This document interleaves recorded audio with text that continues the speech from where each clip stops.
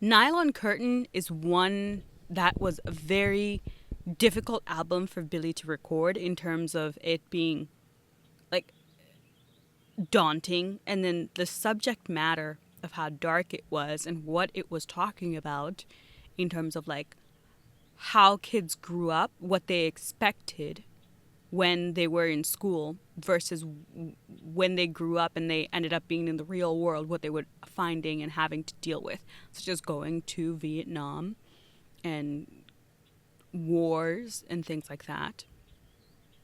In some of his albums, he does talk about how these wars or the industries moving, such as the steel companies moving overseas, would decimate a lot of the upper northern regions like Pennsylvania and Chicago, Detroit, places like that.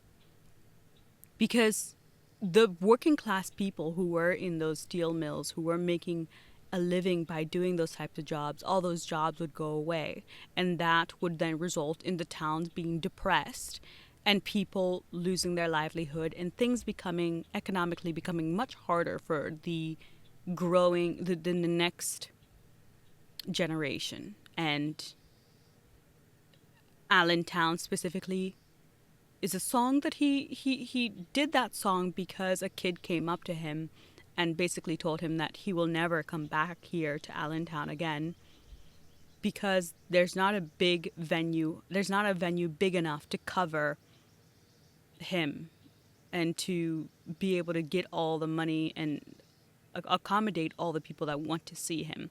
So this song, he kind of is writing to that kid who told him, "You'll never be back." And he was kind of sad and he didn't want that to happen. He didn't want to leave his fans behind because for a very long time, Allentown, the place that he's referencing, was very good to him. They provided him with a lot of income in the beginning when he's first started. So for him it was sad, and that's why he wrote that song, because he would have to leave those people behind that gave him his head start so that they could accommodate more people and have bigger venues. And he would say that to the kid and to himself, he said, "I'm not going to let that happen. I'm going to come back and play." And they would come back and play once more. And the kid would end up being right, that anybody who does get big never comes back again because there's no room. It's not a possibility. Billy Joel says for him, he never really regarded himself as a political person. So he doesn't enjoy speaking on politics things. And based on my experience of what I've heard, celebrities and what's going on in the industry, I do not hear him at all on politics at all. If any, he does stay true to that and he avoids it.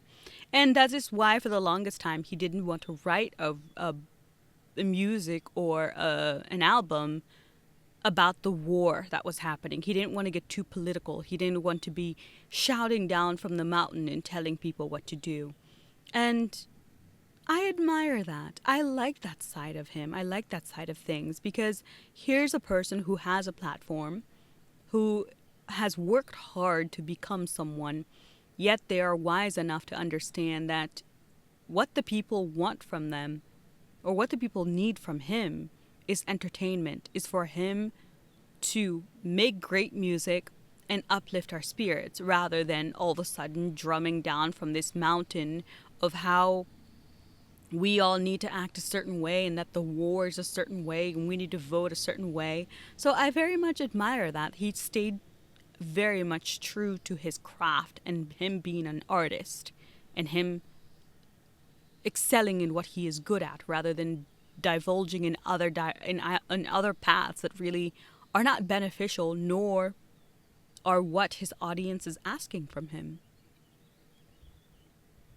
Bethlehem Steel Corporation was headed for oblivion, and all of that stuff with the steel corporations moving overseas definitely put a very economic strain on those towns around Pennsylvania and things like that.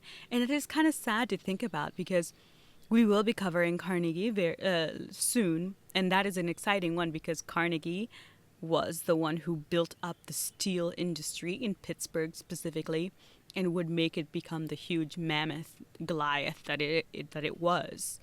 And then kind of fast forwarding 100 years later, and then we have all of that dying. So it's kind of interesting how the cycle you go through. These people spend so much time crafting and building and give much of their lives to these endeavors of building something great. And then economics change, and that very industry that boomed the city and brought everything to life is the same thing that takes out the city and kills the economy. It's kind of, it reminds me of life and death. It reminds me of life, because without life, I mean, you have life, and to have life, you must have death. It would appear that death is in everything. It's not just that people die, it is also companies die, things die, ideas die. And it takes each generation of bringing their own idea or maintaining a previous idea and keeping it alive. It takes energy to keep these things alive. Today, this week in general, I've been looking at some things, and you know how it is. Some days you have great days, and other days it's just like, oh, I gotta do what I gotta do to get through the day. And kind of like funky week for me. And some of the things I noticed online about how Gen Z has so much to contend with right now, and they don't want to deal with the work world of what it was. And a realization came to me when I was thinking about that. Is it perhaps up to each generation to make what they want and build the world in the image that they see? Because as much as it is easy to blame the baby boomers for messing everything up, is it their responsibility to make sure that everything is still running? Is it not now our turn to get things going and to take the torch and to begin building? I mean, I am in this generation, so I am speaking to it because I see so many somber things and so many people weighed down. And I get it, because we all go through that.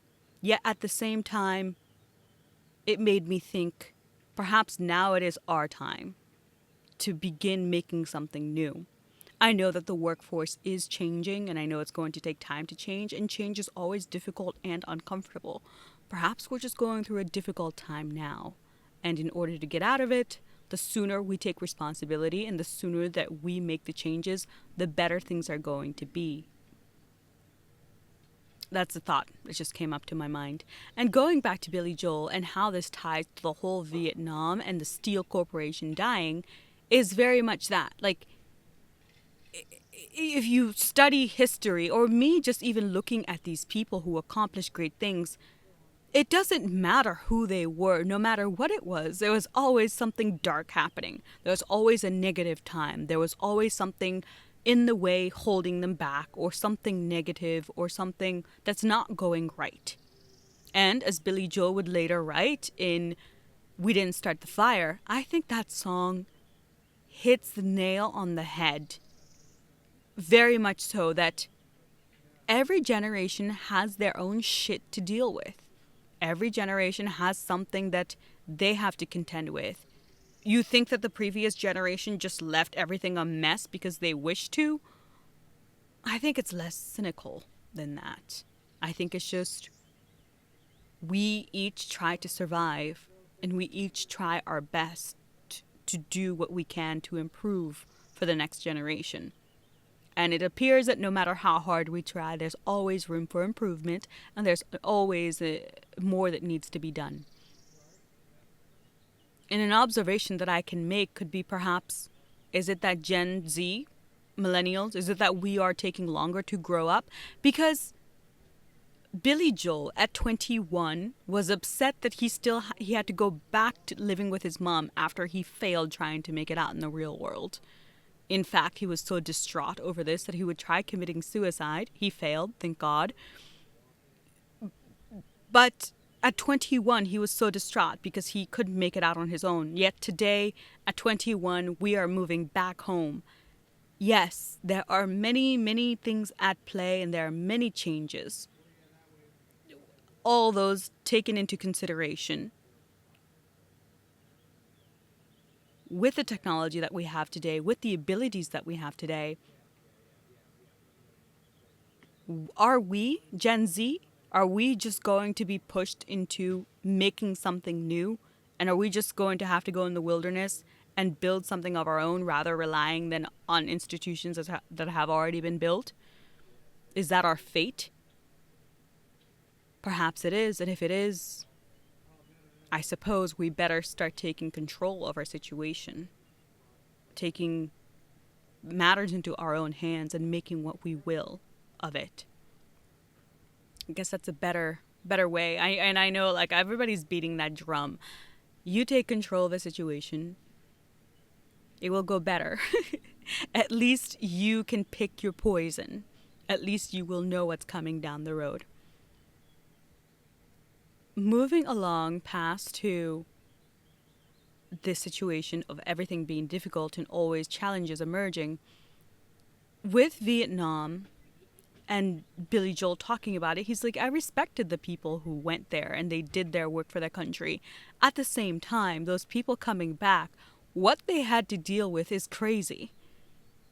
They went to war, fought, lost much of their humanity, and they came back home and we told them, here, take this pill, drink this drink, shut up, and make pretend or make believe that you didn't experience anything crazy, that you didn't just lose your humanity. War is simply the most destructive thing that happened to men, and it is the one thing that we do not acknowledge in our society, is that war really does destroy men. Not just physically, but mentally. Perhaps it is something that we will be fixing, Gen Z. Perhaps that's on our shoulders. Maybe we'll just be using drones from now on. Who knows? Maybe things will improve in a certain way. But the songs that Billy would write, Goodnight Saigon, and things like that, were attributed to the people who went and fought in those foreign wars and the people who gave everything for our country. And when they came home, we all basically ignored them.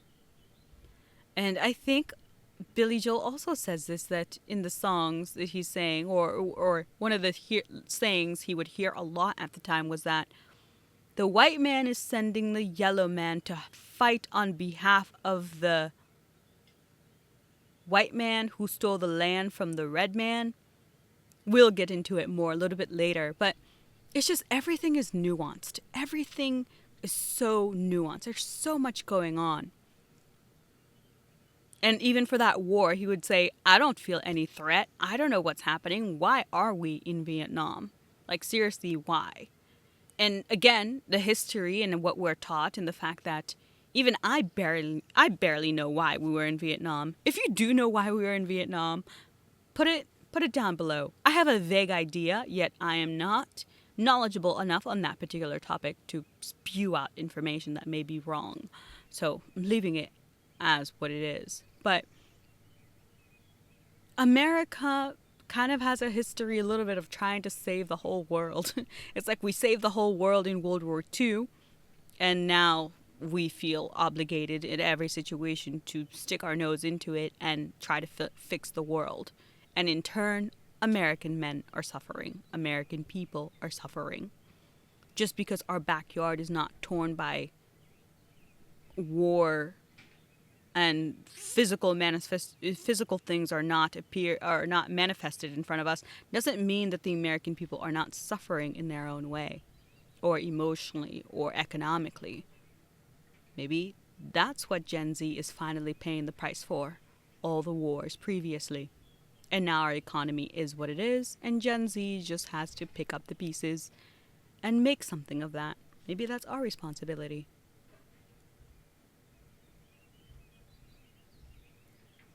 Billy talks about how people sometimes think that he doesn't know what it's like and he's always been a rich rock star. He has not always been a rich rock star. Grew up in a relatively low middle class family. Grew up without a dad, so he had his own disadvantages, faced his own adversities, and we talked about it last week a little bit, but the fact that he is a Jew, and at the time in the 1950s, 1960s, people being discriminatory or bigoted against Jews was very much a thing, much more prevalent then than it is now. But we have such short memories that we forget that basically every group in America has had to go through their own difficulties, or they had their own adversities to face. Every group. It's a little bit different for each one, but it appears that no one is unscathed. No one comes through unscathed from all of these negativities or perhaps bad things that can happen to people in society sometimes. And Billy Joel definitely went through his fair share. He says that people think that he's always been a rich rock star, and that's not the case. Very much not the case.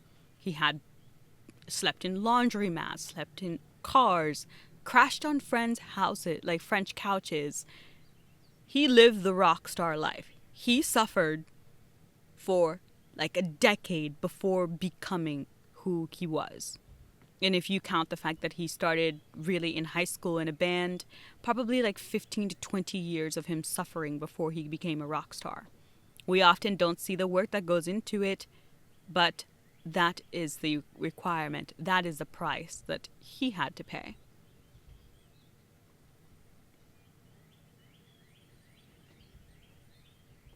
The songs on the album of Nylon Curtain, there are so many different albums. He has like 10, 12. Again, I primarily covered the person. I love his music, yet I am not extremely nerdy about him. So this is a broad overview, a broad stroke.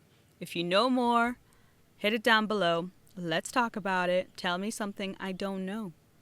Let's get into it. Or find some more information about Billy Joel if you're crazy about him. But Where's the Orchestra was a summation of all the feelings Billy was feeling at the time. That life isn't a Broadway musical, it's a Greek tragedy. Can we relate to that? That life isn't a Broadway musical, it's a Greek tragedy. Maybe that's what American kids are having a hard time with. The TV that we grew up on, and the fact that many of us were raised by the boob tube, right? The Disney stories that were sold to us. That, oh, you just put in a little bit of effort and things just work out. Yet, in the real world, you put in a lot of effort and things may work out. May. There isn't a guarantee, and it certainly will not be easy. And I think I like the idea. I can relate to the fact that life is a Greek tragedy. And if we can come from that understanding that things are going to be hard and we're going to overcome adversity and life isn't peaches and roses, we would probably fare better. We'd probably have a better take and try harder and get more accomplished rather than waiting to be rescued. I don't know. Just ideas. All things Billy Joel. Just ideas that we are coming up with. Billy Joel would end up being in a motorcycle accident. This is very sad in a way, and also it just speaks to exactly what we were saying. It's adversity. He made it. He did all the right things. He finally became a star. And then once he was at the top, his left thumb would get crushed in a motorcycle accident. And he would lose the ability to really play the classical songs like Beethoven or Chopin, like he really would lose his ability to play like a classical musician because he's classically trained in the piano and he grew up learning the proper way and learning from the greats. Yet, at his height as a rock and roll star, he lost his ability to really play those songs from when he first started out. He lost some of his skills. He lost some of his really identity. He can hold his own, as he says, in a rock and roll type setting, but in a classical setting, like Bach, Beethoven teaches you really to use both hands when you are a musician, especially as a piano player. It's not just one hand doing the melody and another hand just like doing keys. It's both hands are doing melody, which is, if you know anything about music, if you've tried to play an instrument, you will know that it's an extremely difficult thing to do. I admire musicians. I think there's so much work that they do and so much talent, so much hard work. Wow. Wow. But they wouldn't really be able to save the top bone of the distal phalanx under his left nail, and his finger would like forever wobble. It would just wobble, and he really can't get the function back in his hand like anymore, really. Like he can pass, but he says he sucks. He is saying that he sucks at playing a real melody and keeping up with the greats, such as Bach. You know how we talked about Elizabeth last week? Well, Elizabeth is coming back this week, and in this week, she's really more like a witch. This lady comes to her husband's medical center, comes to his bed, whatever it is, and while he's hyped on drugs, like because of course he just went through surgery, he's under painkillers, she brought an attorney to the hospital and asking Joel to sign paperwork and to just sign everything over to him. Can you imagine that? Can you imagine you being in the hospital and just going through a major accident and your wife is coming over and trying to like screw you out of everything you've made, out of all the hard work? It's just this woman, I get it. She made him, but at the same time, she also broke him. And again, we will never know the full story. We'll never know both sides. It's just something that happened, and we are simply covering it. For the most part, Billy Joel would be man of the ladies. We will cover the ladies later on in this episode and talk about all the women that he dated, mostly the women that he married. But the man had a thing for girls, had a thing for tall blondes, tall brunettes. I think his first wife is really the only girl that was shorter than him, and then all the rest are like model types. I don't know. He has a type, and you can tell. We will cover them later on, but you will be able to tell. I think these women were necessary, and they were his muse. That's where he got his inspiration. And also, given that he was a rock star, I'm certain that even to this day, this man is not struggling to find women who want to be with him.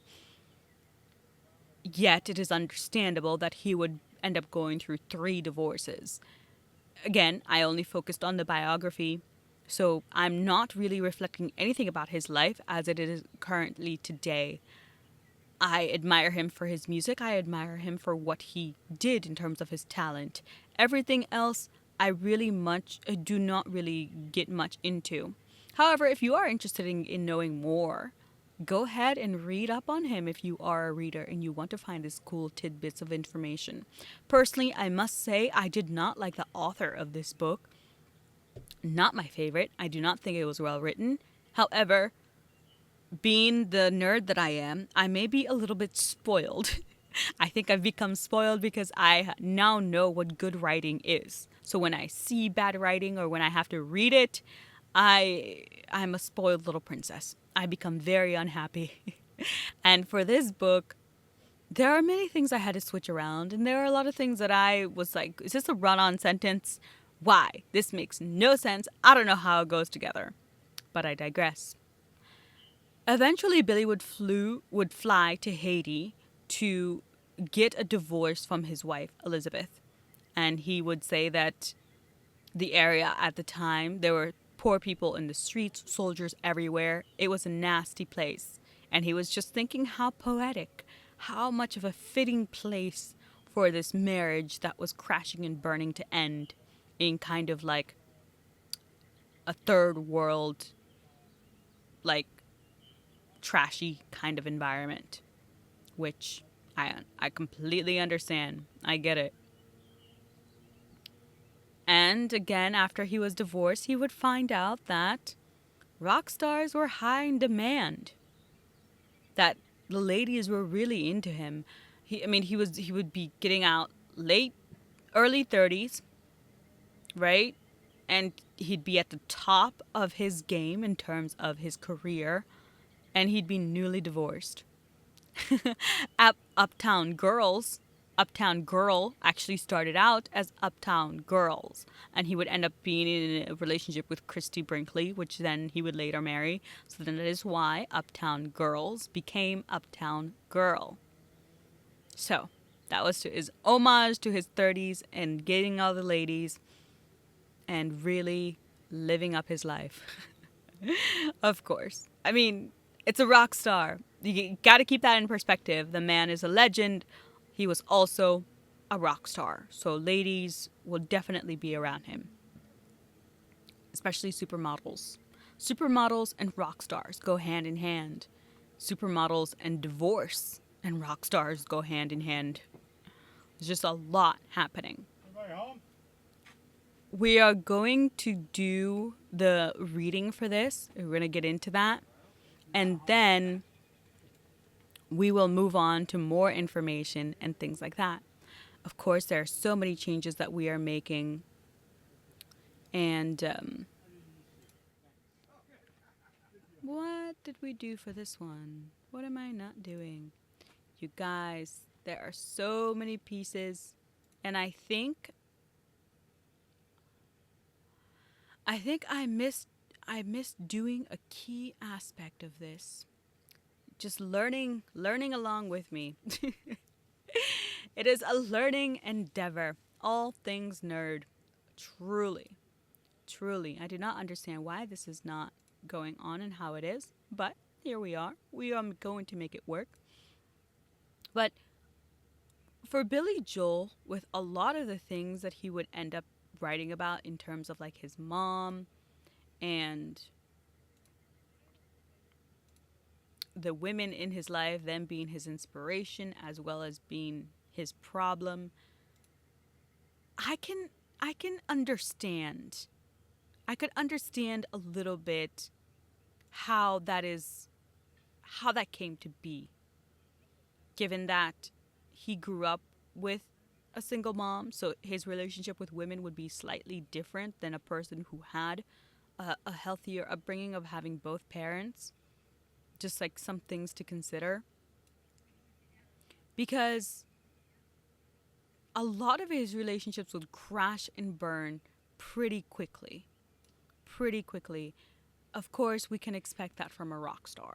Like, because of the nature, not only because of the nature of his job, that he's on the road a lot and connecting, relationships in order to make them work, you need to be connected, you need to be there, you need to be seeing each other physically and accommodating and making some changes on things. And for him, he would be on the road a lot and he would have a lot of things to catch up on because his career, in terms of people robbing him, his manager being a total jackass, but also being a thief, there's a lot to go on. There's a lot happening behind the scenes of why his life would become what it is, of why he would have to go through the difficulties that he would have to go through. When he had his child with Christy Brinkley, his manager would take all of his money, legit gambled all of his money, would put him in a sticky situation and having to deal with the IRS. He would have to go to court and deal with people. It was a lot. It was a lot to deal with. And I think part of the reason why his relationship would fall apart is because he would have to go back on the road and make all that money that he had made because his manager screwed him over. And then his relationship would end up falling apart because he would be on the road for so long trying to rebuild and trying to get back all the money that he had lost. So one can empathize. One can have some grace, some understanding for what he would go through. We often forget to think about these people. We often forget to think about these legends, that they do have feelings and that they are human and that their shit stink just like the rest of us and that they go through things. And they're not the smartest in all avenues. Billy would state that he admitted to the fact that he was very oblivious. He would be quite oblivious to what was happening in his... Wow. Okay. He would be quite oblivious to what was happening in his company. I mean, financially and manager-wise, to what's happening with everything behind the scenes, business-wise. So he's great at playing the music, and he's great with the inspiration, but he's bad with all the finances, and he has no clue what's happening. Like, none whatsoever. And I'm not smiling because it is funny. I'm really more smiling because it's kind of tragic. If you think about it, it kind of is a little tragic, honestly. But it also puts things into perspective that no matter who you are, no matter what level you're at, shit happens. Shit happens and you just have to deal with it. Like, you will always have things to contend with, always have things to go through. Like, it's just... there's no escaping it. It will never go away. So, that's just that. Honestly, that is just that.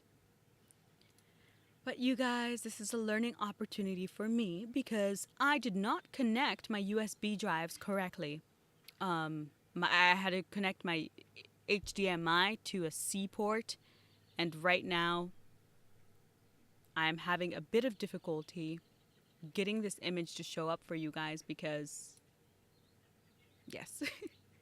So we're going to move on today. We're just going to play along. We're going to move on. And tomorrow I'm going to have this better set up for you. And we are going to go through the PowerPoint that I made with all these wonderful ladies. So I guess this is me baiting you. This is me doing a bait and switch on you accidentally. And for next week, we will show you all the ladies and see all those relationships that he went through and all the inspiration, where everything came from.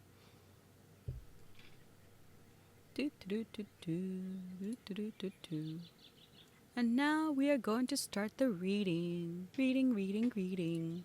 Give me a moment, guys. I'm going to take a drink of water because you know how much I talk when I'm doing these readings. Because they're just something else entirely.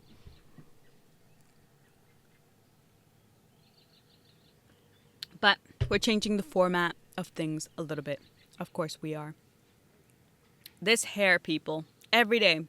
I don't know. Well, maybe you know how girls are with their hair, but every time I come on board, I'm like, how's the hair? Drop it down below. Like, what do we think? Is it getting by today? Is it a grade level like a B or a C? I never know what to expect. I just show up and I pray that it works out. Laura is emblematic of how seriously Billy took the task of writing his songs. In those lyrics, he put feelings about his mother that he had seldom been heard, even among his longtime inner circle. While Billy still rarely mentions Roz, her stature as a source of discontent to Billy's mind is acknowledged. Their phone conversations tended to be one-sided, with Billy issuing reassurances over worries, real or imagined, that Roz brought up during the call. Over the course of his career, anytime Billy has started to feel content in his life, he always faced the prospect of a late evening call from a despairing or depressed Roz. I must have been pretty fed up with some of my own mother's manipulation by the time I wrote the song, as evidenced by the F word in the lyrics. Here I am, feeling like a fucking fool. Do I react the way exactly she intends me to? Every time I think I'm off the hook, she makes me lose my cool. I'm her machine, and she can punch all the keys. She can punch any button, and I was programmed through. She can push any button I was programmed through. The Nylon Curtain album was a daunting effort for Billy. The United States was in the heart of the Reagan era, and he was aware of America's diminishing horizons. My ethic in writing songs through that era was always to be talking about people. Whether it's a love song, a song about a relationship or a friend, or a barfly, it's always got to be about a particular person. If you try to write for an audience or to a concept, I don't think you're really writing for anybody. But if you're writing for a specific person and a specific situation, a lot of people might be able to identify with that. That's how Allentown became one of the first songs Billy worked on for the album. He knew that region in eastern Pennsylvania's floundering steel belt. It was just a bit inland from two of Billy's big audiences, New York and Philly. As Billy recalls, it was our bread and butter for a while, and I remember that when I started getting big, there was no large venue in Allentown. And some kid came up to me after the show and said, "You're never coming back here." I asked him why, and he said, "Because anybody who gets big never comes back here."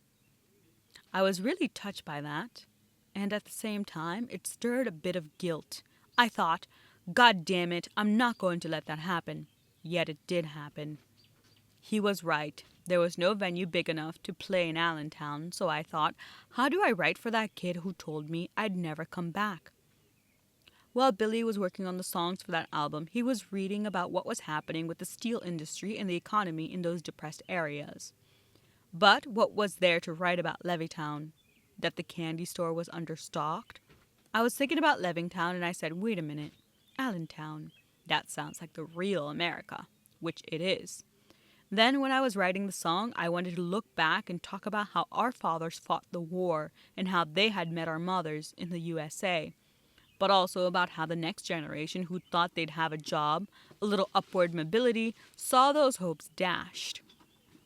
Well, we're waiting here in Allentown for the Pennsylvania we never found, for the promises our teachers gave if we worked hard, if we behaved. When the bridge kicks in, it changes from regretful to angry. Every child had a pretty good shot to get at least as far as our old man got. But something happened on the way to that place. They threw an American flag in our face. I've never regarded myself as qualified to sound off on politics in one of the typical forums that are open to celebrities, says Billy, but with Allentown, I felt I was presenting a reasonably accurate portrayal of the life lived by that kid who spoke to me after the concert. At that time, the most serious unemployment and blight were in Bethlehem, where the Bethlehem Steel Corporation was headed for oblivion. I was trying to tell a story that a young fan and the people across the Lehigh Valley could relate to. They thought they knew how their lives would go, and it just didn't work out that way. At the time of the Vietnam War draft, my favorite line you'd hear was, "Vietnam is sending the black man to kill the yellow man for the white man who stole the land from the red man." For a young and rebellious kid like me, it was pretty simple. Why do I want to go shoot somebody over in Vietnam? I don't feel any threat. But a lot of my friends went, and of course I respected them and what they had endured. And over the years, they would say to me, "Why don't you do a song about it?" And I repeatedly told them that I just don't feel knowledgeable enough. This led to a series of late night sessions, some of them very boozy and frank and moving, and I finally felt I could take a stab at inhabiting that world they'd been in, which was how I'd come to write Goodnight Saigon. In Billy's mind, all the soldiers had was one another. They fought for a country and they didn't get welcomed home. And they did this in the prime of their lives, and to this day a lot of them are still screwed up over that. You know, No flags, no parades, no brass bands. They were basically told to throw that uniform away and make believe they were never there. Grow your hair long, and here, take this pill. You'll be fine. What was being marginalized in Billy's mind was the hopeful world of the 1960s. It would be shattered for the people who had fought the war and once staffed the factories. Ultimately, Billy and the band went back to Allentown and played a couple of shows, but the city was still having a tough time, not having recovered from the steel recession. I empathize with people who have difficulty finding work or staying in a job, says Billy. I know people sometimes think that I don't know what that's like. He's always been a rich rock star. He doesn't know what people are going through. The hell I don't. I wasn't born a rock star. I didn't inherit anything. I had to work my whole life, and I consider what I do a job. And there's a lot of actual work involved in it.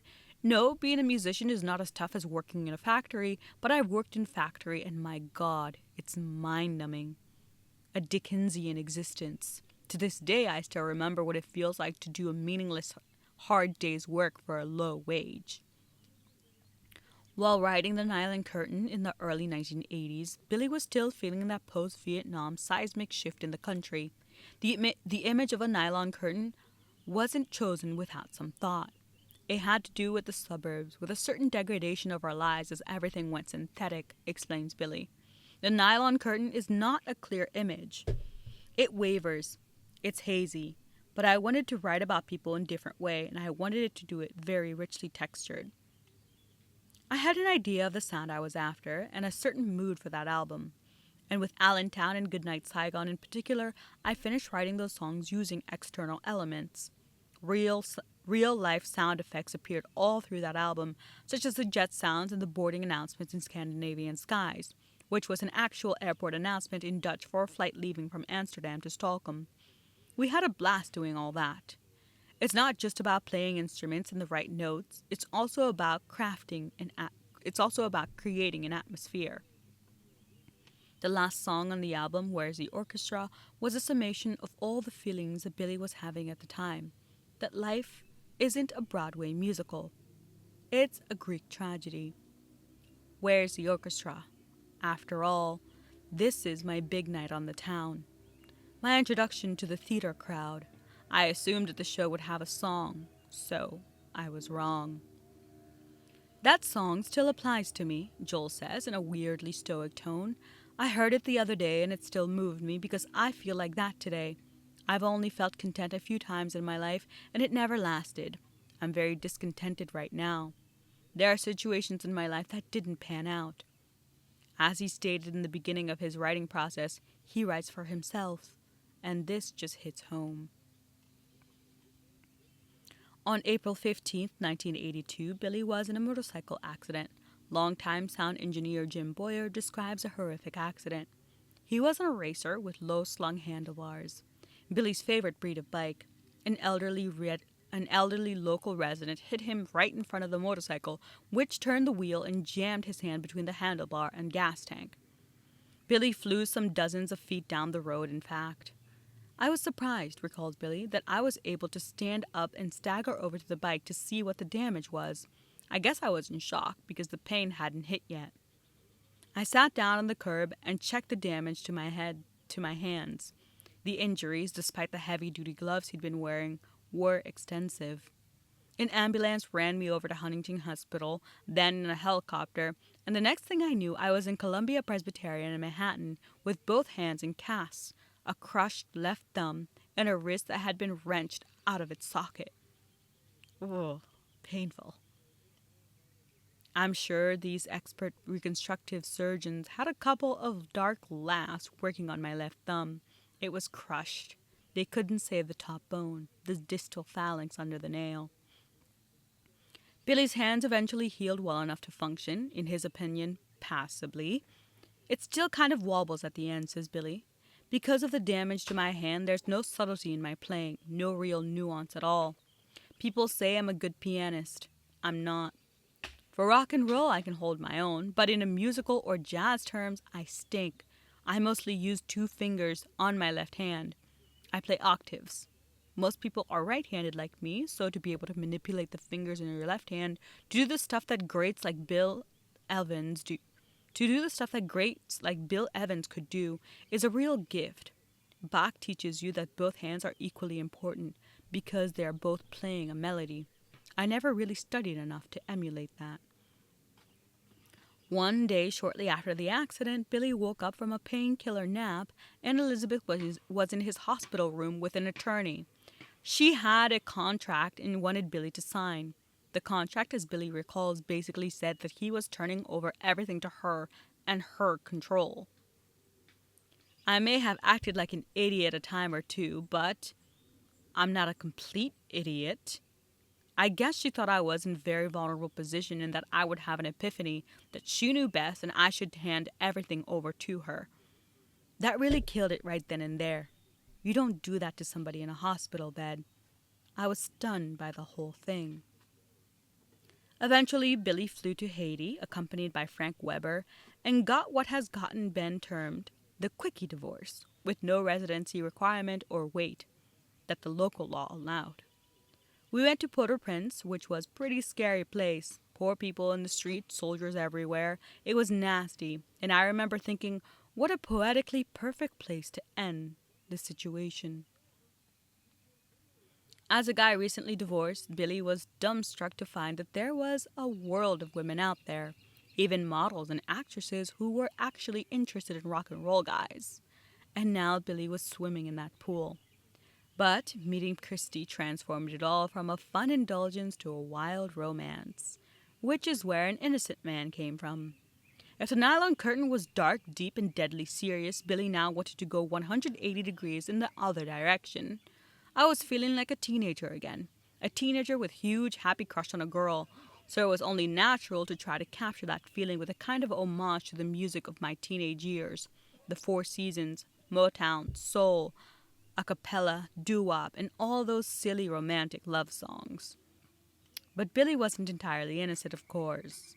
I'd already seen too much of life. So, in every song on An Innocent Man, there's also that element of anxiety to temper the full-blown flowers and happiness kind of sentimentality. Even in the straight-up doo-wop of The Longest Time, there was a little dark corner. Who knows how much further we'll go on? Maybe I'll be sorry when you're gone. I'll take my chances. I forgot how nice romance is. I haven't been there for the longest time. Still, it was a gas to be writing this stuff, and it just kept coming. You don't fight that. I think I wrote the whole album in about 8 weeks.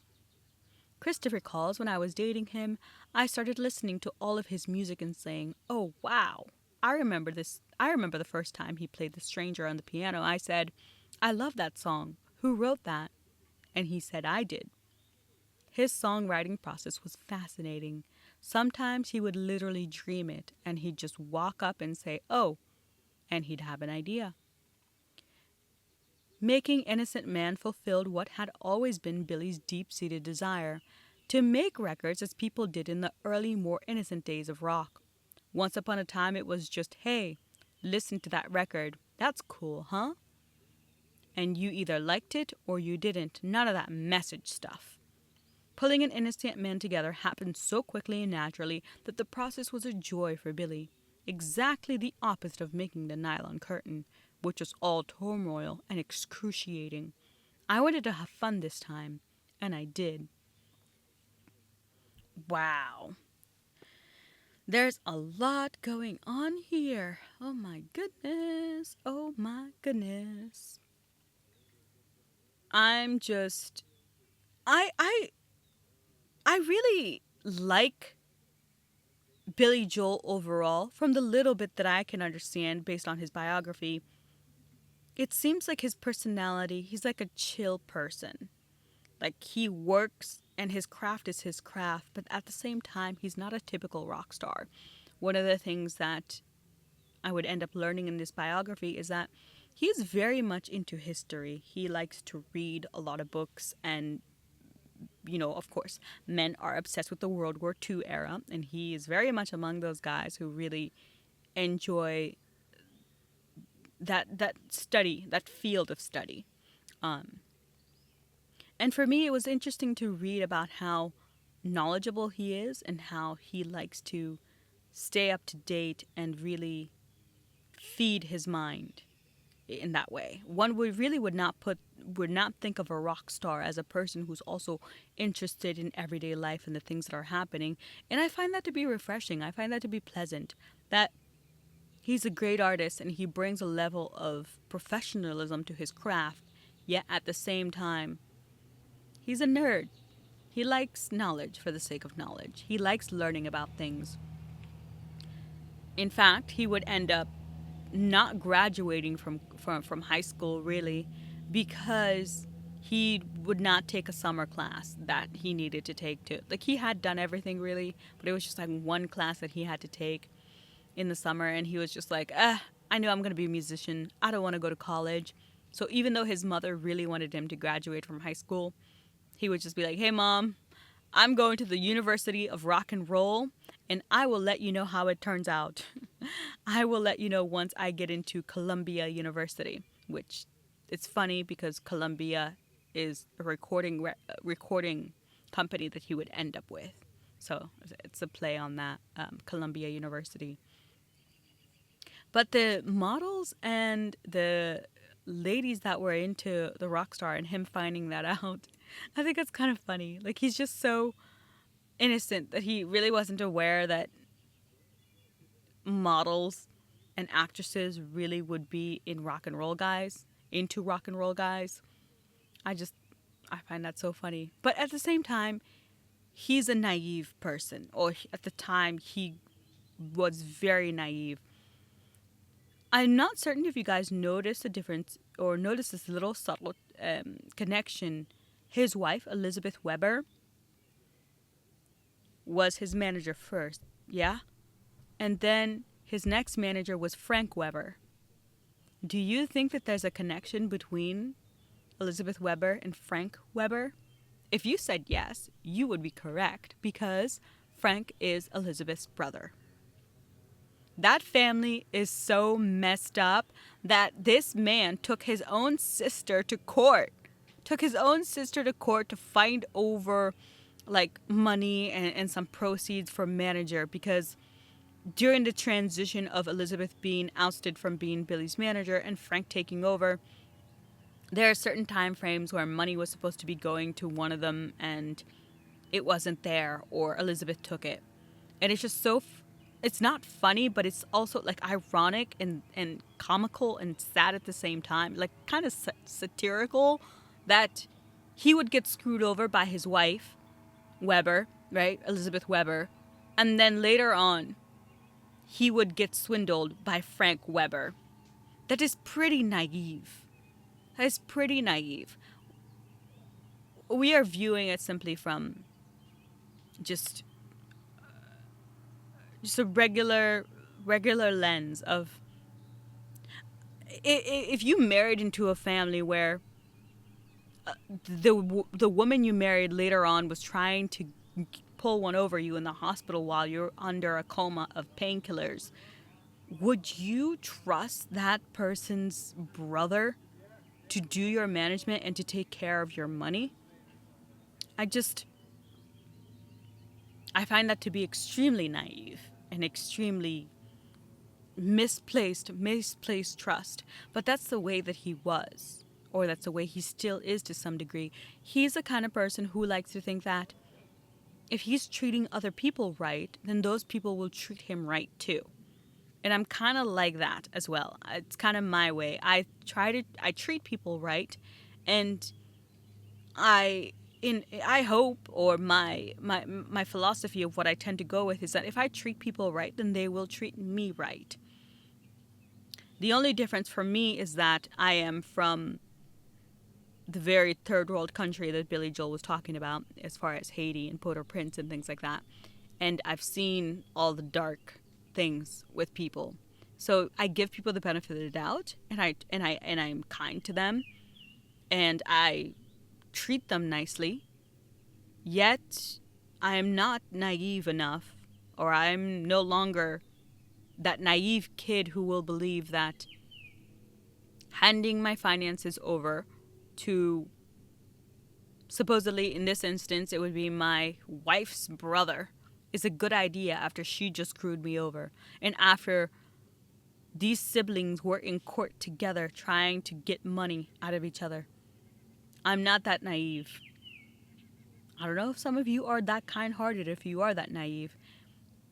I don't think you are. I think you like to keep your eyes a bit more open than that. Yet at the same time, the amount of pressure that this man had on him and focusing on writing and the band and the music, I imagine he had very little time to think about anything else. Because there are a lot of moving pieces. Just like you said that writing and being a musician is a full-time job, and he does consider it a job. Being an entertainer and bringing hope to people and brightening people's day is a full-time job. It takes skill, it takes practice, it takes energy. It takes a lot of energy.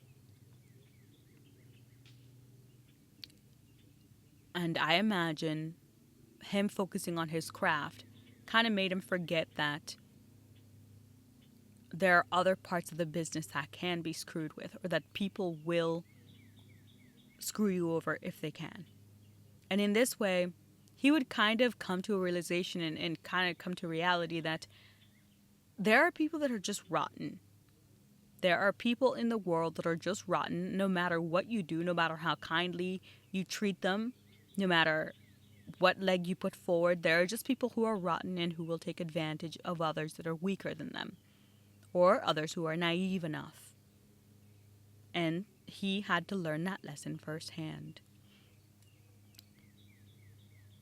I had idea of thinking of a way to take this podcast or this stream, of a way in terms of making it fun and uplifting. And I think very much we can achieve that. Yet there are certain lessons that just naturally come as part of a biography and learning about someone. You naturally just learn, and these lessons just naturally come into being. And it is difficult to not make a connection in real life.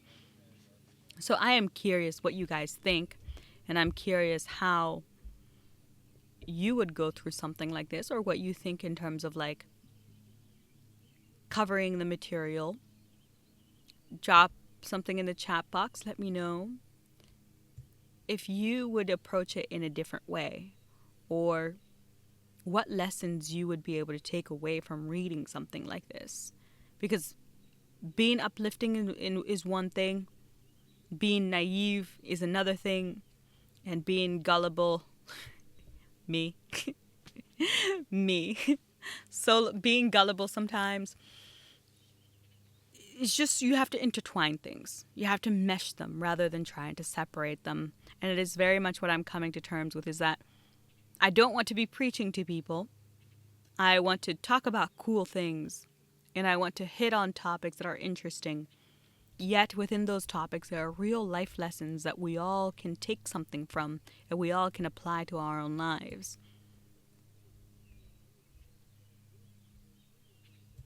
Mind-numbing Dickensian existence. Yeah, doing the job that you have to do just to get by, and it being just mind-numbingly boring. But it's got to be done. We all have to go through it, I think. I think we all have to go through it. Or I think most of us, once we go through that kind of existence, that kind of job, we have a better, more appreciation for everything around us, for what has to happen and how people go through things. These glasses and the glare, I am so sorry, you guys, but my eyes, look at this. My eyes are just being reflected back at me. It's quite crazy. So, we talked about Weber, and we talked about Frank Weber and how he gambled all of Billy's money away, and how this would then require Billy to go back on the road and tour. And in this process, he would have his brand new child, Alexis,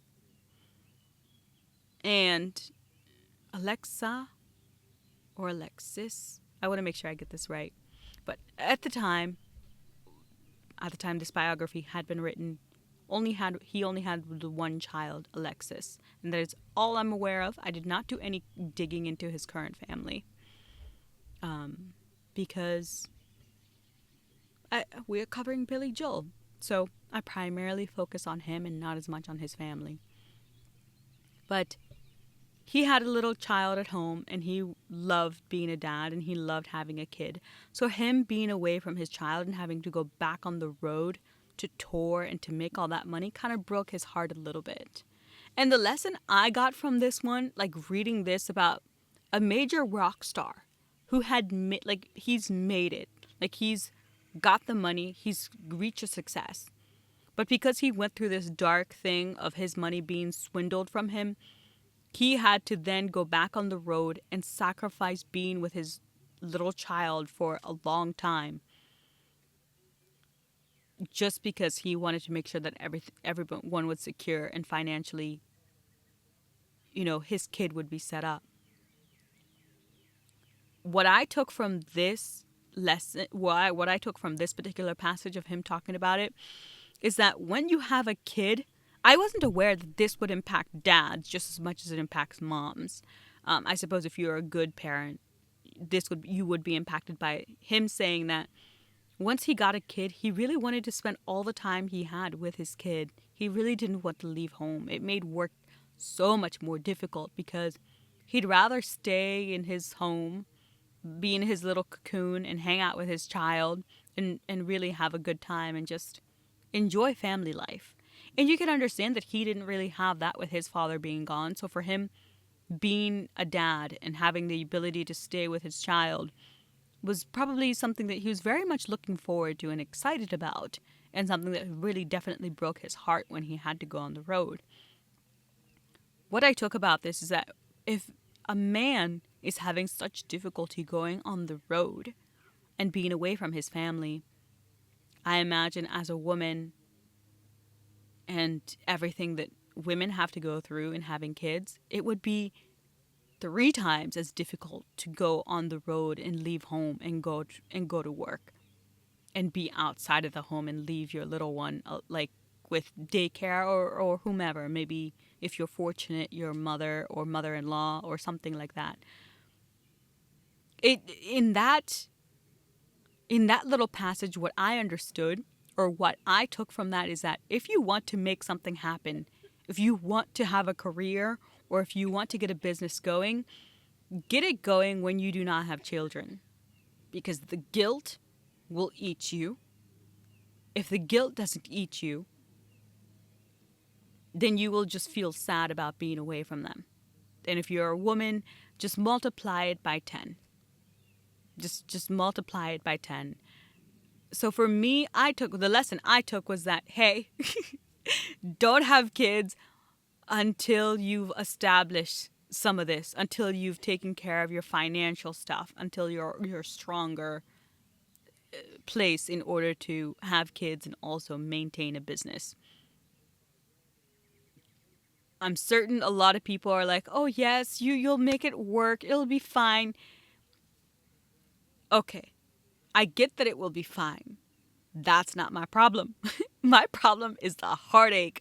My problem is like feeling the guilt and being away and making your job twice as difficult and making it take longer for you to accomplish what you want to accomplish because you're away from your family and it's so difficult. So I was pleasantly surprised to learn that he's such a sweetheart almost in a way. He's such a family man. He's an easygoing kind of guy. But also, I didn't realize that men also face those problems similarly to being away from their kid being difficult for them as well. Of course, we all know about mom and baby because everybody knows that because we talk about it. But I didn't know that men also face that difficulty of leaving home, of going out and working, of also wanting to be in that little bubble just for a minute of being at home and being with your baby and enjoying time, enjoying getting to know each other. I never knew that. So I was just pleasantly surprised to learn kind of about this little insight in this story. And I find it fascinating because we don't talk about it. It's as if men don't have feelings. Men can't really comprehend any of these things that women have to go through. Could you imagine a man being connected to his child and wanting to stay home and be with their kid longer for a longer period of time? I don't know. It's just more nuance, puts more color to these people, or in men in general. It gives them more of a personality. It puts them more in 3D rather than the one dimension of being provider that we put them in, and we often do not see them in any other way. The Bridge album that Billy Joel made once he had a kid was horrible. That album is so bad that he was upset about the studio. Columbia would not give him more time to complete the album because they owned everything and they could do pretty much whatever they wanted. So Billy had to basically get this album out when he really wasn't in the state of mind to work at all, given that he had a new kid and he just really wanted to spend time with his only child at the time. That is also another thing that got me, because I'm like, he had a kid and his work went down the drain. That album that he produced, or he was forced to produce in such a short period of time, it sucked so badly. I can't even find really that album on Spotify. I didn't look that hard, but I don't think that album is even on Spotify, because he was just like, he felt bad because people would buy his album anyways because they liked his old stuff. So he was annoyed and upset about that. Other people would be swindled. And that's another thing that I kind of like, oh, it's so endearing that, like, for him, it's not about just money. It's about an art. It's about a craft. And in his youth, when he would talk about his father hating people or hating America, and when his dad would play the piano, he would get stoned just listening to the music that his dad was playing. And for him, he said that if he could make people that happy in his songs, he would be so grateful, or he'd be the happiest man on earth if he could bring that level of happiness and contentment to other people. So, him not putting out an album that was up to par in his mind, or an album that was good at all, kind of made him uneasy and unnerved him. And I find that to be endearing. Endearing. On this podcast, on this stream, we bring legends back to life. And part of being alive is going through the dark, the bad, the good, the ugly, the human aspect of it. And for Joel, the human aspect of it, in these little snippets, it's refreshing. It is refreshing to see. Stormfront. Stormfront really was about a lot of turmoil and about the business relationships that he was going through. And We Didn't Start the Fire, which was one of the great songs that he would put out at the time, he would criticize it later on, and he'd be like, it just sounds like it's droning on and on and on. And actually, once I listened to him say that, I'm like, yeah, that makes sense.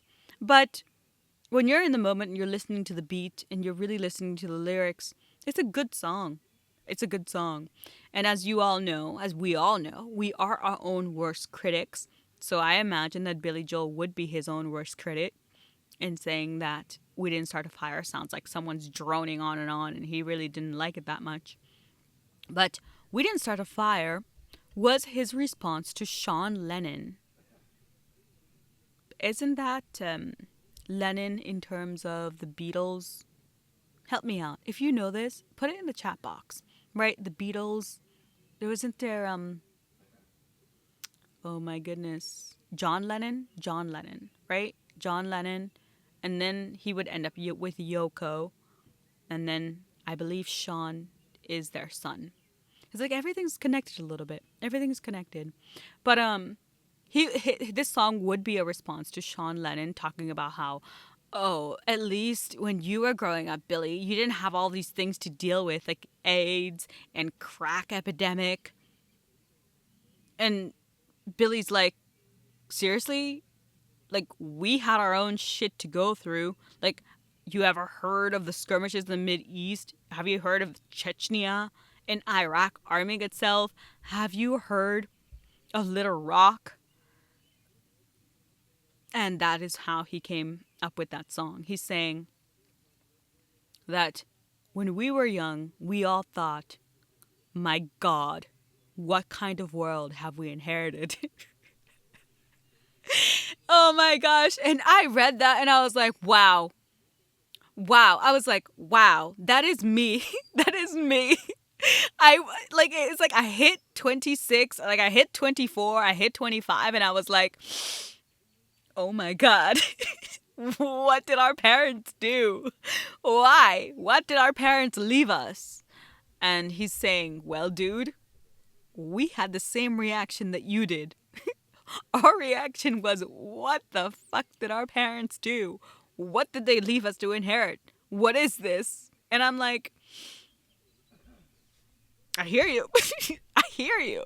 And it's just like reading through these things and reading about, I know that the American culture of how we are and how we are so obsessed with youth, I get it because of Hollywood and how we are so into our movies, and I love that. But at the same time, there's so much wisdom that we are missing. There is so much that we could bypass, so much bullshit that we all could like bypass from just listening to our elders. Of course, there is such a thing as just old fools, because not all people who grow old grow smarter. With age does not necessarily come wisdom. Yet, there are those people who are wise even in their youth, and seeking their knowledge, seeking the knowledge, seeking their experience and understanding of the world can most likely help propel the us, the Gen Z, me, for example, can propel us further and faster and help us overcome some of these obstacles that we face in our youth. I know it's quite difficult to listen to our parents. If you can't listen to your parents, listen to the legends. Listen to the people who did it before you, who went before you, and they did something great. Glean some lessons from those books. And that is what we are here for. That is what the Pod of Legends is about, is hearing the stories of these legends, of these titans, of these big guys, going into their lives and seeing that they are a human, and also learning from what they did, their mistakes as well as their success. If we have all this information available to us, perhaps we need to now change it and put it in a different medium, which is why I'm here. I read all the books for you so that you do not have to if you do not wish to. However, if you do wish to read these books and you want to come along for the ride, I am currently reading Carnegie, Andrew Carnegie, and you check it out at your library, get it from Amazon, whatever you got to do. If you'd like to read along with me, go get the book and come to our live streams and let's talk about it and let's put some inputs in there if you enjoy that kind of stuff. If you don't worry, I'll read it for you and we'll talk about all the cool things I got from there, and also bring to light some of the darkness, some of the light, some of the lessons. Because we have so much knowledge, we have so much at our disposal. If we can tap into it, I can only imagine how far we could go. How far could we go with all of this knowledge and all of the wisdom of these people? Wisdom. Some things come through time and some things come through experience. Not all things have to come through personal experience. Not everything has to be learned the hard way. So if you're not about learning things the hard way, join us and learn about it before you have to go through it. Talk about it and see in the chat if there are other people who are similar to you, and